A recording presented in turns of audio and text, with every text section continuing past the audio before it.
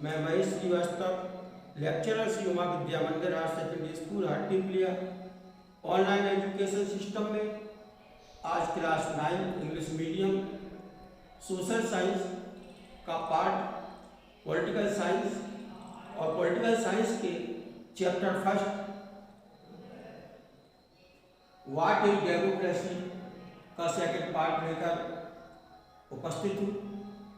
Dear students, first part में हमने democracy की जो क्वालिटीज है और उनकी जो बेसिक उसके रूल्स हैं उनके बारे में जानकारी प्राप्त की थी। उन्हीं से रिलेटेड ये आपकी एक्सरसाइज है और ये क्वेश्चन कुछ आपको दिए गए हैं, आपकी बुक्स में है। उसी के बेस पर हम इन क्वेश्चंस के आंसर देने का प्रयास करते हैं। फर्स्ट क्वेश्चन है आपकी बुक्स में, here is some information about 4 countries. यहाँ पर 4 देशों के बारे में ABCD या यहाँ पर PQRS, ये 4 देशों की कुछ इंफॉर्मेशन है उनके बारे में। Based on this information, how would you classify each of these countries like democratic, undemocratic and not so.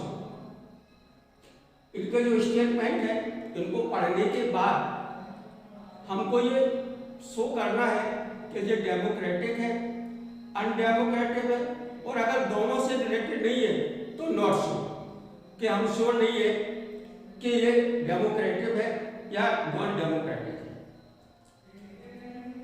Democratic यानी लोकतांत्रिक, अनडेमोक्रेटिक यानी लोकतांत्रिक नहीं, और नॉट श्योर का मतलब है कि ये चीज जो है, जो ये स्टेटमेंट है, ये हम इसमें श्योर नहीं कह सकते। ये आखिर आप पूछना क्या चाहते हो हम खुद नहीं बता सकते, क्योंकि इसमें हमारी समझ में कुछ नहीं आया। तो हम शुरू करते हैं, और उसके पहले हम ये आपको बताए देते हैं कि डेमोक्रेटिक के लिए शॉर्ट फॉर्म में हम DE यूज करेंगे, अनडेमोक्रेटिक में अंडे यूज करेंगे, और नॉट सो के NSU यूज करेंगे।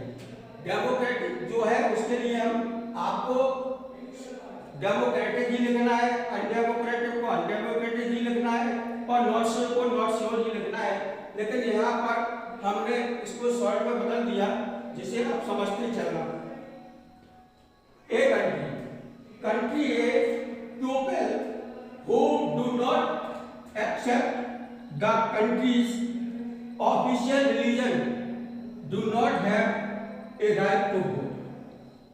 ए ऐसा देश है जहां उनका जो पारंपरिक धर्म है, उस धर्म को यदि जो लोग नहीं मानते हैं वहां उन्हें वोट देने का अधिकार नहीं है।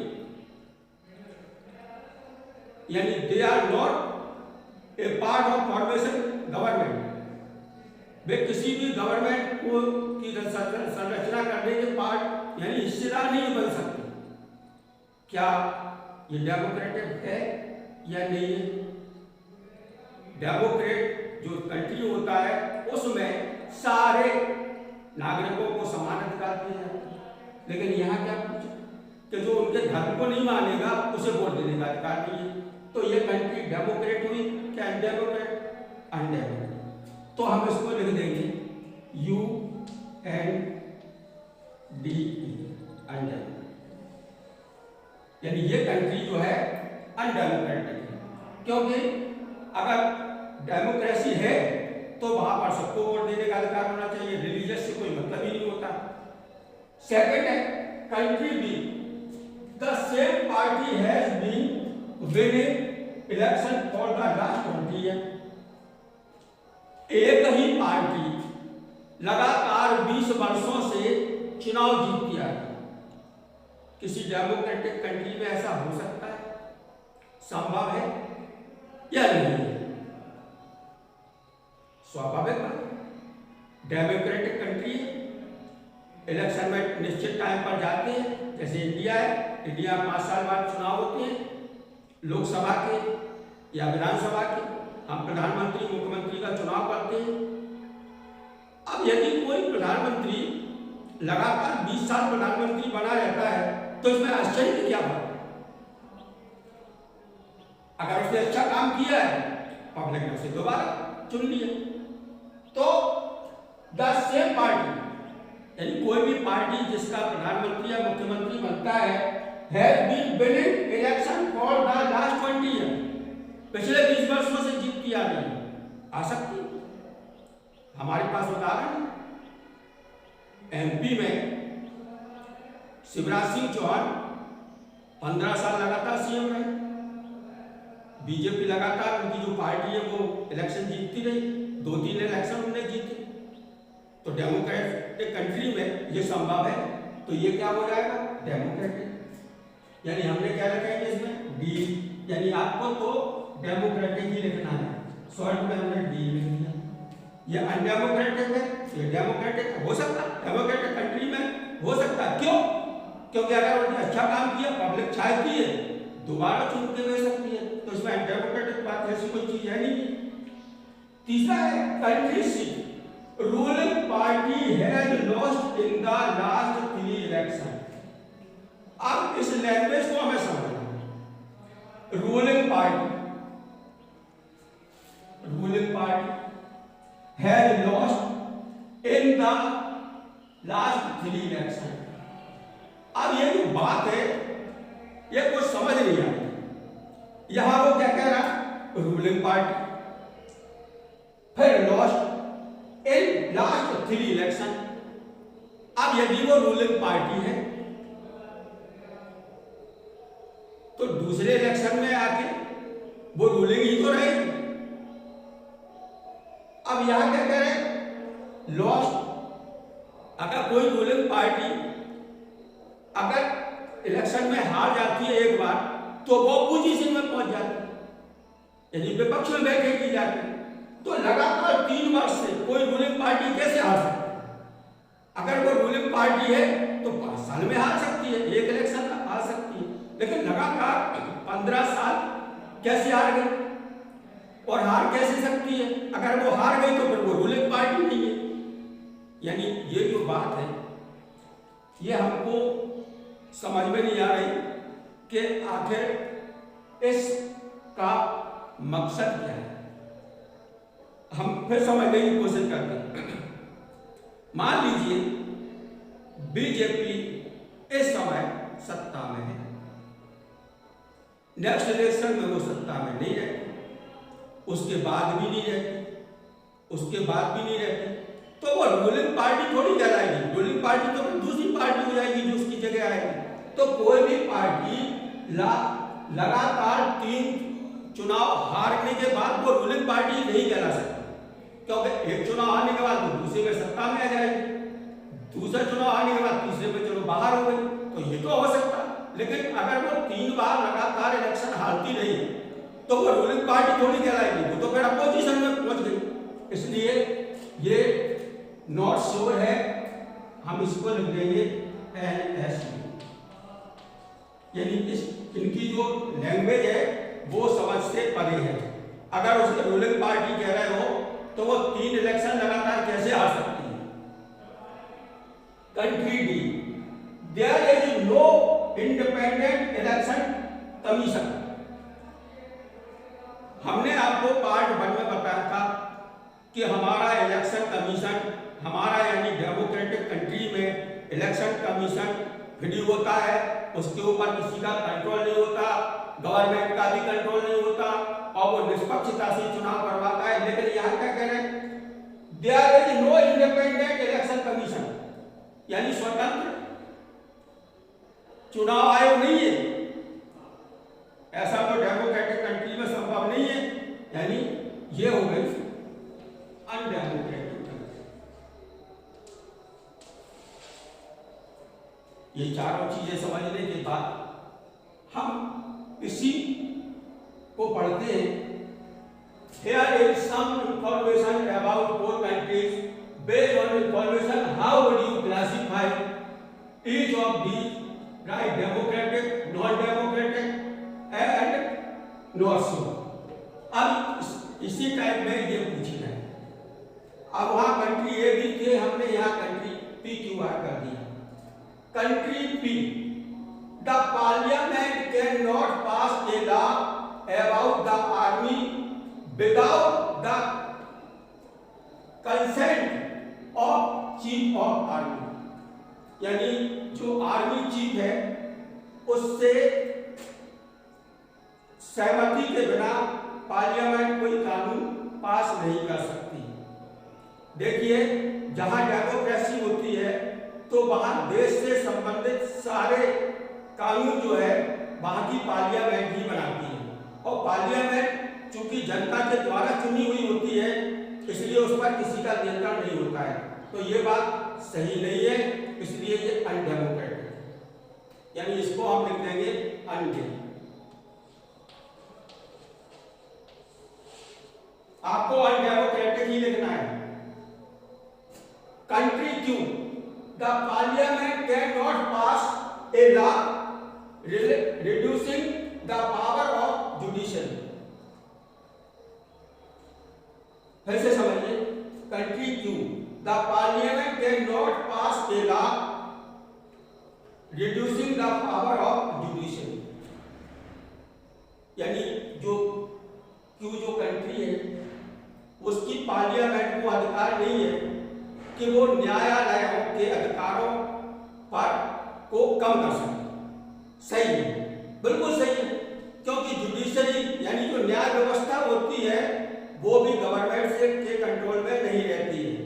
और ये बात बिल्कुल सही है कि the parliament can not pass law, parliament कोई कानून पास नहीं कर सकती कि जुडिशरी के पावर को कम किया जाए, ऐसा कोई कानून पास नहीं कर सकती। ये किसी भी डेमोक्रेटिक कंट्री में संभव है, क्योंकि यही डेमोक्रेसी की पहचान है, क्योंकि वहां पर न्यायपालिका और निर्वाचन आयोग जो है वो स्वतंत्र होता है। तो इसको हम क्या कर देंगे, डेमोक्रेटिक कंट्री है। नेक्स्ट है country R, the country's leader can not sign any treaty with another country without taking permission from its neighbouring country. अब देखिए कि कंट्री आर एक ऐसा देश है जहां के नेता कोई भी एनी ट्रीटी मालूम होती है दो देशों के बीच में समझौता विद अनदर कंट्री, दूसरे देश के साथ, without taking permission from its neighbouring country, अपने पड़ोसी देशों की अनुमति के बिना सिग्नेचर नहीं कर सकते किसी भी दूसरे देश से संबंध स्थापित करने के लिए। फिर से समझिए, the country's leader can not sign any treaty, treaty माने कोई भी समझौता संधि, with another country without taking permission from the it's neighbouring country, अपने पड़ोसी देशों की आज्ञा के बिना किसी अन्य देश से कोई भी संधि नहीं कर सकते हैं। ये आर कंट्री की विशेषताएं हैं। क्यों भाई, क्यों नहीं कर सकते? पड़ोसी देशों का क्या अधिकार है? मान लीजिए आज इंडिया है, इंडिया चाय का प्रोडक्शन यहाँ ज्यादा होता है, वो कहते हैं अमेरिका से हम तुम्हें चाय देंगे, तुम हमें इलेक्ट्रॉनिक सामग्री दे देना, और साइन करते हैं दोनों देश।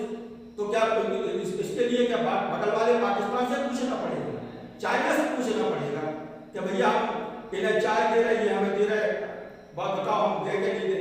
हम अपने देश, हमारा स्वतंत्र है, हमारी सीमाएं सुरक्षित है, हम अपने देश का व्यापारिक संबंध किसी से भी स्थापित करें, इस पर दूसरे देश का नियंत्रण कैसे हो सकता? ये कोई किसी पड़ोसी देश से हमें अनुमति लेने की क्या जरूरत है? तो country R the country's leader can not sign, तो ये तो डेमोक्रेटिक कंट्री की विशेषता नहीं है, तो इसको हम लिख देंगे अनडेमोक्रेटिक। अगर उस कंट्री को अपने पड़ोसी देशों से इंटरनेशनल ट्रीटी करने के लिए, संधि करने के लिए पड़ोसी देशों से आज्ञा लेना पड़ती है तो वो डेमोक्रेटिक कंट्री तो है नहीं है, क्योंकि वो तो किसी देश के अंडर में है। इसका मतलब D, country has all the major economic decisions about the country are taken by officials of the central bank. यहाँ सेंट्रल बैंक का मतलब होता है, यहाँ सेंट्रल बैंक का मतलब जो आप लोग सेंट्रल बैंक देखते हो, SBI सेंट्रल बैंक, यस वो सेंट्रल बैंक नहीं है। किसी भी देश का एक केंद्रीय बैंक होता है, सेंट्रल बैंक होता है, जो पूरे देश की अर्थव्यवस्था पर नियंत्रण रखता है और जो वहाँ की मुद्रा यानी जो अपने यहाँ के नोट वगैरह हैं उनको छपाई का उसका पूरा जिम्मा होता है।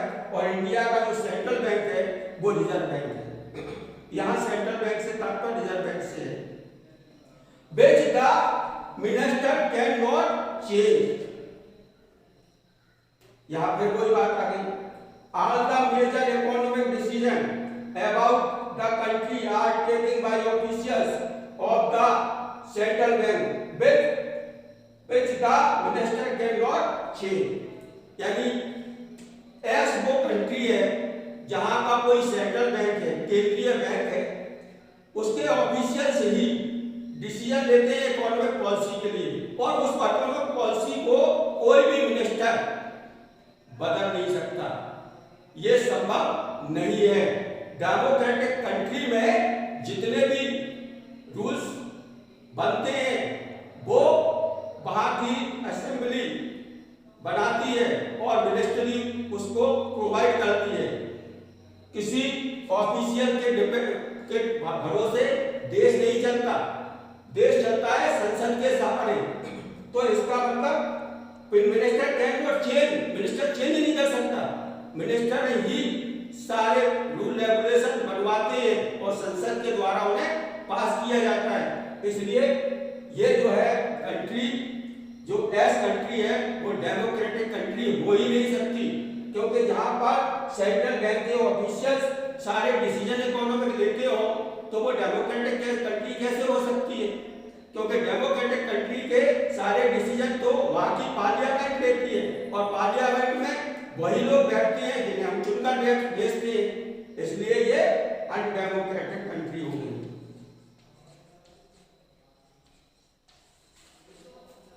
Thank you students. Next part में हम आपके सामने फिर उपस्थित